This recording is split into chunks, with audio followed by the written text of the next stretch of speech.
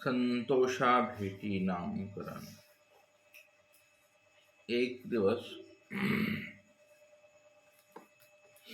उदयाचा पूजावसर झाल्यानंतर गोसावी अनकयेच्या लेण्या विहरणाबेजे केले. त्या अनक्यापाशी दक्षिणाभिमुख लिंगाची देवळी. गोसावी देवळाच्या दोन्ही दारशंका धरणी भित्री अवलोकिले. तेथ नाथपंथी जोगी महात्मे एक बसले होते. त्यावेळेला नाथ संप्रदायाचा मोठा उदो आहे आणि ते महात्मे त्यांचं बिढार तिथं होतं. त्यांना सर्वज्ञ म्हणतात, महात्मे हो, आपण येथ बसले अशी जे. तो म्हणतो, असो सुखे संतोष. सर्वज्ञ म्हणतात, ये नगरी भिक्षा कीजे. स्वामींनी स्वतःहून बोलणं हे महत्वाचं आहे या लिळेमध्ये. त्यालाच भेटायला दुसऱ्या स्वामी तिथं गेले. अंकाईचं लेणं रोज 2 किलोमीटर वर कडक डोंगरावर चालत जावं लागतं. खडा डोंगर आहे तो. तिथे गेल्यावर मग हे लिंगाची देवळी लागते. तिथली ही लीळा आहे. म्हणतात भिक्षा करतात. भिक्षेला तिथून कुठेही जायचं म्हणलं तर 5, 7, 8, 10 किलोमीटर जावं लागतं. तिथून कुठेही जवळपास गाव नाही. आणि जायचं झालं तर डोंगर उतरून जावं लागतं दररोज. स्वामी म्हणता, इथं भिक्षा करता का या गावाला तुम्ही? तो म्हणतो, की जे सुखे संतोषी. सर्वज्ञ म्हणतात, इथं जे विजे, मग तुम्ही इथे येऊन जेवता का? ते म्हणतो, जेऊ सुखे संतोष. सर्वज्ञ म्हणतात, इथंच निद्रा करता? तो म्हणतो, की जे सुखे संतोष. त्याचे 2-4 शब्द त्याच्या तोंडामध्ये आहेत. असो, आहे की नाही, जेऊ की जे, बस एवढंच. सर्वज्ञ म्हणतात, इथंच निद्रा करा माझ्या. हा, सर्वज्ञ म्हणतात, ऐसे तरी तुम्ही संतोष म्हणा. संतोष नाव आहे का तुमचं? आणि मग त्या स्थिती झाली. गोसाव्यापाशी अंके आसन झाले. त्याला स्थिती झाली. मग स्वामींनी अंक्याच्या लेण्याजवळ आसन झालं. आणि मग एतुकेनी तेही आपले अलझुल होते. अलंबन होते ते तची सांडिले. हे अलझुल जीवनामध्ये मोठं कठीण असते. हा अलझुल शब्द आहे झालेला साहित्यातला.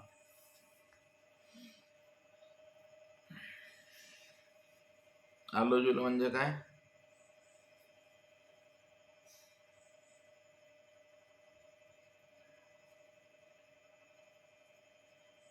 थोडं बहुत असलेलं सामान.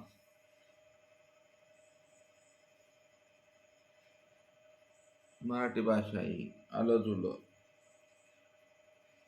स्वामी म्हणतात, त्याच्याजवळ जे अलझुल होतं आणि थोडं बहुत जे आलंबन होतं ते तिथं सांडलं. आलंबनी माणूस सुखी संतोषी राहू शकत नाही. ही लीळा माहिमभट्टांना वेगळ्या दिशेने घेऊन जायची आहे.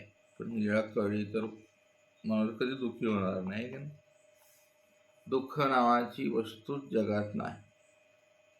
हे आपलं जे अलझुल आहे हे दुःखाला कारण ठरतं.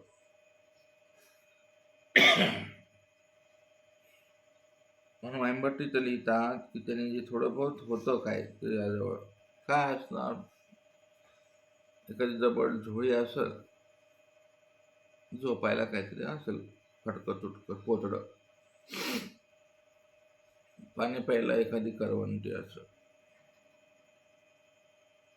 दोन असतील समजा, एक भरून आणायची आणि भरलेली पिल्यावर पुन्हा लागल म्हणून दुसरी भरून ठेवायची, संपलं. एवढ्यालाच आलं जुलं म्हणतात. तर त्यावेळेला वस्त्राचा काही विशेष नव्हता. असलं तर एक वस्त्र धुवायचं आणि ते वाळू घालायचं आणि घेऊन यायचं. आपल्यासारखं नाही आलं जुलं आपलं. भयानकच आहे. एक ट्रक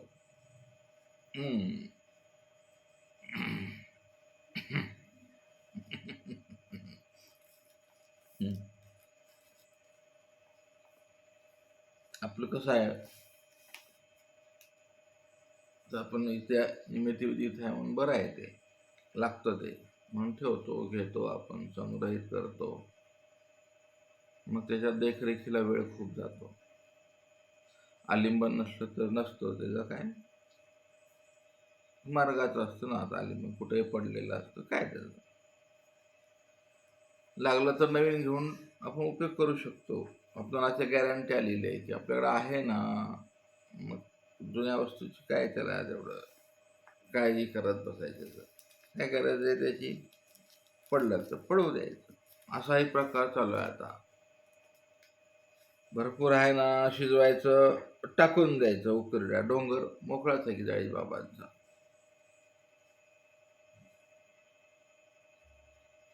हे असलेलं आलं तुला म्हणत नाही ना. हे पुढे गेले, विचाराच्या पलीकडे गेलं स्वामींच्या सुद्धा. ह्याला का दीक्षा दिली आपण, ह्याला का कपडे बदलले, त्याला साधं ज्ञान नाही एवढं मोठं.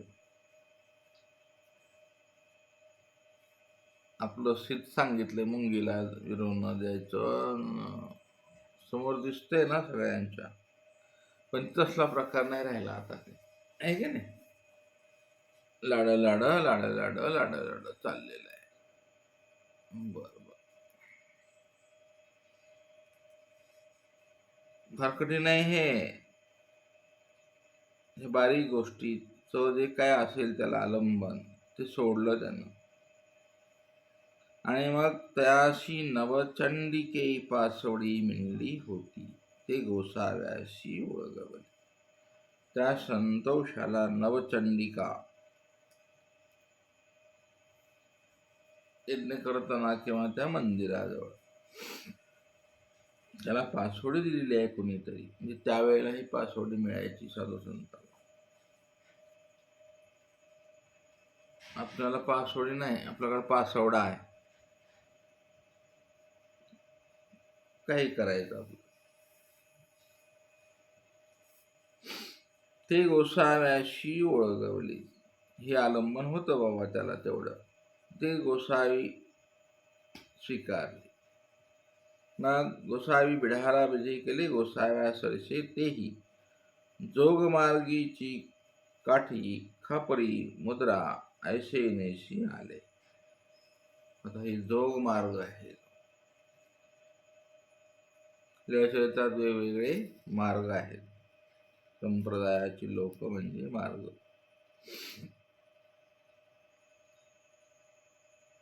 किती संप्रदायाचे लोक मिळाले स्वामींना, ते एक चिंतन करावं लागलं. हा जोगमार्गीचा संन्यासी आहे संतोष. म्हणजे त्याच्या हातामध्ये काठी, खापरी आणि मुद्रा. मुद्रा म्हणजे जे तुम्हाला समजायचं ते समजा. मुद्रेमध्ये सगळंच येतं. माळा असतील तर काय असेल भांगडी, गंध, टिळा असा. पण खापर एक सोबत आहे, काठी एक सोबत. खापरात भिक्षा मागायची. काठी कशी असेल ती,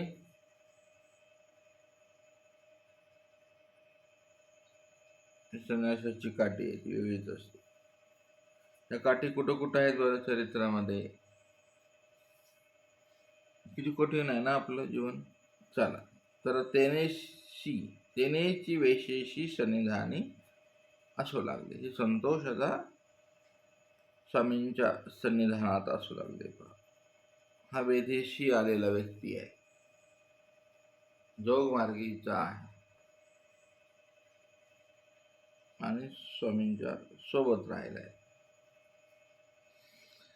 मग संतोष गोसायापाशी असता तयाचे जोगी, आम्हापाशी येना भेटे तरी आम्हा आदेशू न करे, शिक्षा न करी ऐसे ते आपला ठाई म्हणतच असती. या परी गावीचे जोगी तयाचा द्वेष करते.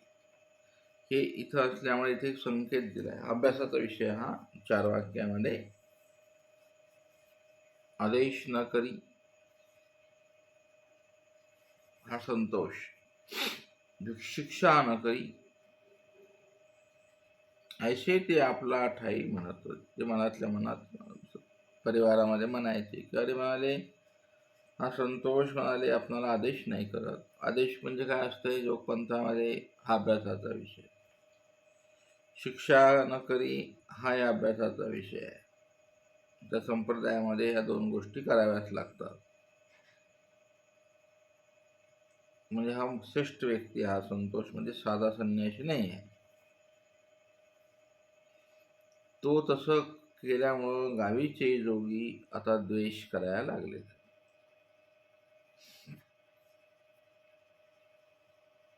म्हणजे तुम्ही त्यांच्यासारखं वागा म्हणजे तुम्हाला वा वा वा वा भेटतं. तसलं जोग नाही, जुक्ती नाही, आदेश नाही, काय भिक्षा नाही, शिक्षा नाही. ही त्यांची पद्धत आहे त्या जोग्यांची. त्यांचे शिष्य परिवार आहेत तिथे किंवा मित्र गुरुभाऊ आहेत. ते तुम्हाला अरे आपला गुरुभाऊ बिघडला म्हणाले, हा लय वर गेला काय,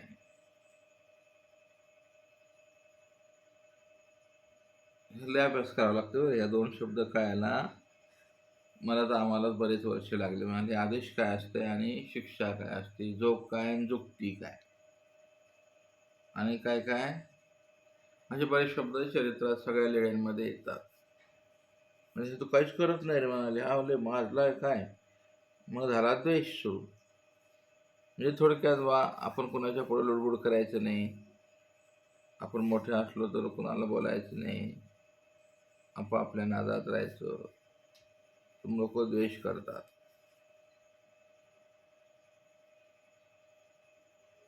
त्यांना वाटतं हा शरण कसा येत नाही आपणाला, आपल्या अजून का नाही राहत. आपल्या सर्व आपण कसे आहेत, हम चोर तुम चोर, वाटून खायचं. आता सध्याचा काळ असा आहे, त्यावेळेला असाच काळ असतो. काळात काही फरक नाही पडत. तोच असतो. आपण म्हणतो ना काळ बदलला आहे म्हणून, आचार बदलत नाही, होत नाही, तसं काही असं काय नाही. तसं असलं तर स्वामींनी बोध कशाला दिला असता मग, नाही का नाही. बोधात काही फरक आहे का स्वामींच्या? अनबोध शक्ती, बोध शक्ती सर्व काळ सारखीच आहे. शून्यता सारखीच आहे. आलिंबन सारखंच आहे. स्वभाव त्या युगातले स्वभाव असतातच, त्याचं काय एवढं. विकार असतातच, विकल्प असतात. याच्या वेगळं काय आहे का? नाही. द्वापारीवरले चांगल्या स्वभावाची लोक होती का?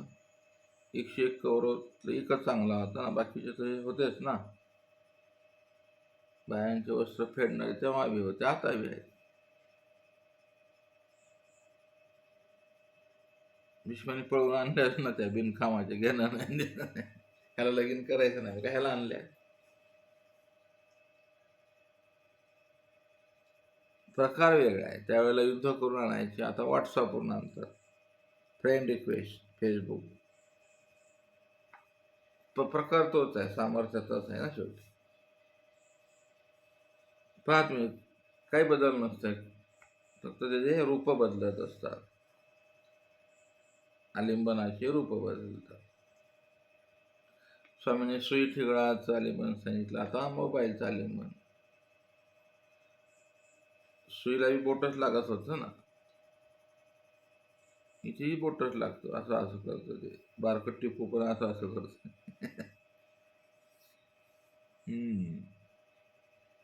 ह्या विचारवंतांना कळतं की काय फरक नसतो पडत, काळ बदलत नाही, काय नाही काही.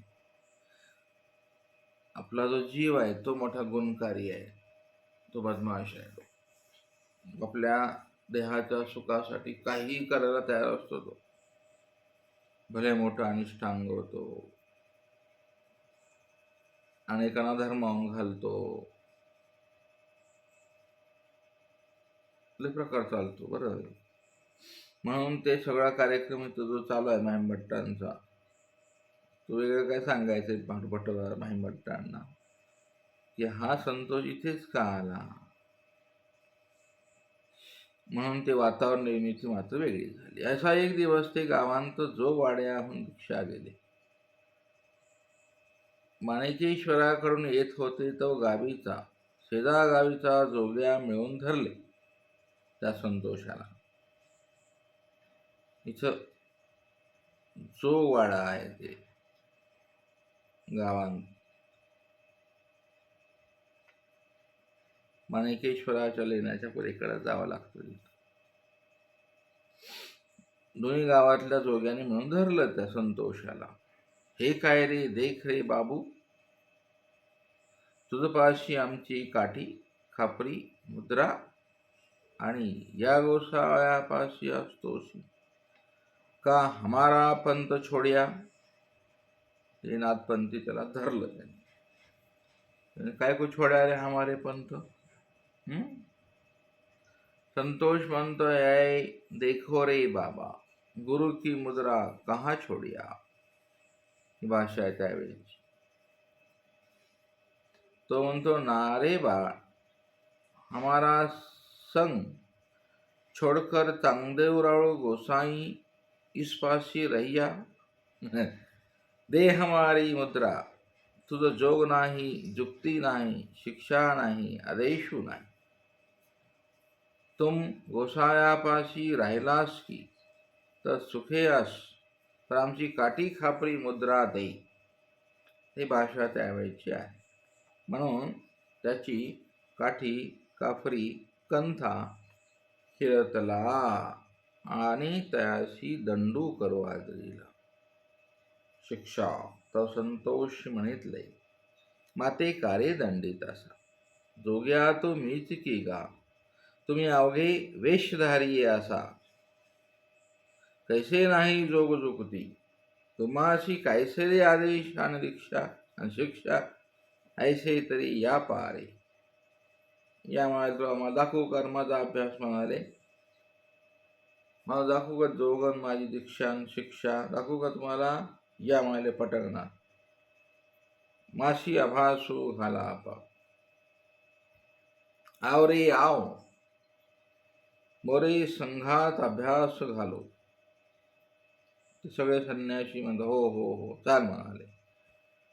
आणि मग इकडे सर्वज्ञ चिंतन करतात की हा भिक्षेला गेला, ह्याला पकडले, आता ह्याला मारतील. स्वामींनी तिथूनच त्याला स्थिती दिली. आणि मग त्या स्थितीमुळे त्याची चारही करणे प्रगटली. चारी कर्ण कोणच्या सर्वांना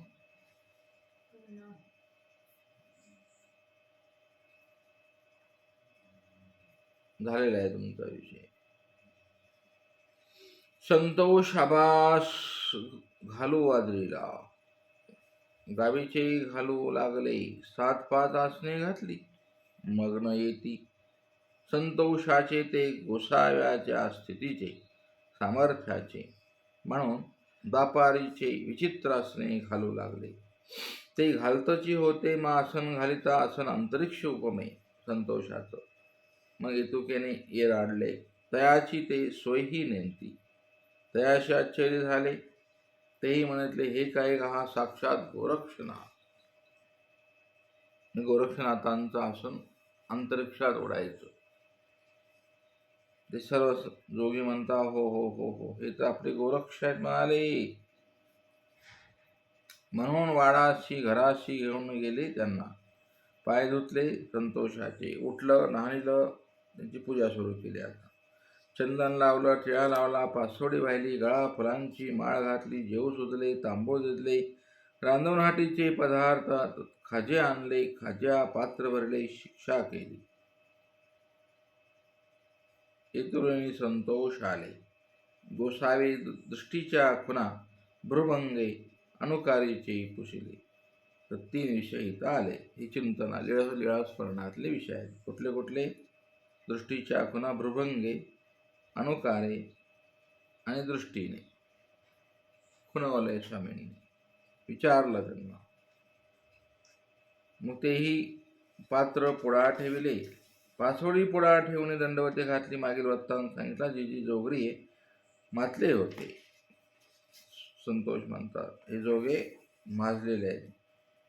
किती माते झोंबिली, मी गोसाव्याच्या स्थितीत परिपरीचे असणे घालू लागला आणि ते आडली. मग तेही म्हणितले साक्षात गोरक्ष रे, म्हणून माझे पात्र पूजिले. सर्वज्ञ म्हणले, हांगा संतोषा. हे वचन आपणाला भेट दिले. हे तुमचे रहस्य की, मग आपले रहस्य ते अनेकापती प्रगटी नाग. असे आपा निरोपण केलं सर्वज्ञानी त्या संतोषाला. आता काय रहस्य होतं, काय बाहेर घातलं त्यांनी?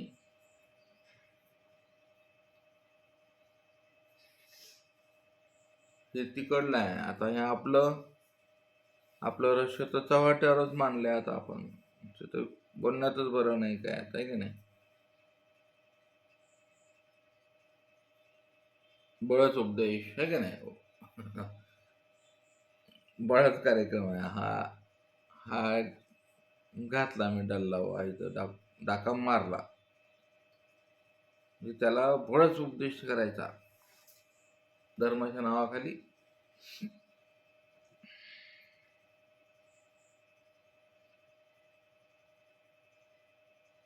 वगैरे वगैरे. त्याच्यामुळे काय होतंय, उपदेश दिला आपण, ठीक आहे, मारला डल्ला, झाली तुमची 2 एकर जमीन तयार, प्रतिष्ठा होईल म्हणा, काय भिक्षा येईल तुम्हाला. पण त्यानं जर ते उपदेशाचं अवहेलन केलं तर स्वामी म्हणतात, हे तुमचे रहस्य की. रहस्य नाही का? नामाने मोक्ष मिळणार ना, मग रहस्य नाही का? म्हणून ते रहस्य आहे. आपलं रहस्य म्हणजे कोणतं समजता तुम्ही? महावाक्यानं नाही, प्रत्येक सूत्र किंवा प्रत्येक नाम रहस्यच आहे तुमचं. ते आपले रहस्य बाहेर अनेकाप्रती प्रगटी येना की. तर सगळं करून प्रगटन केलं तर त्याचं रक्षण पण करावं लागतं ना. त्याचं पुन्हा पुन्हा त्याला आहे का, तो आचरण करतो का आपल्या नियमाचं, लय कठीण आहे ते. त्यानं लगेच दुसऱ्या महिन्यात 2-3 वर्ष दारू प्यायची, मांसाहार करायचा, तेव्हा अज्ञानाचा उपदेश घेतला, असं होतं. किंवा अनेक प्रकारचे रहस्य आहेत सध्याच्या काळामध्ये, बदललेली रहस्य आहेत ते धर्माच्या नावाखाली. तर ते रहस्य तुम्ही बाहेर घाला, तुम्हाला पुढचा कार्यक्रम आपोआप होतो. मग रहस्य बाहेर घातल्याने काय होतं?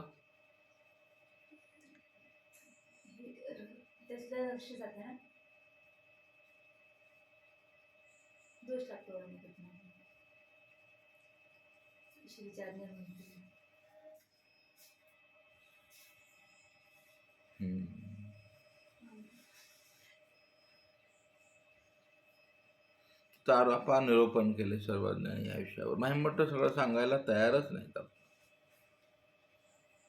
म्हणून श्रीचरणा लागले. अशा प्रकारे ही लीळा इथे थांबते.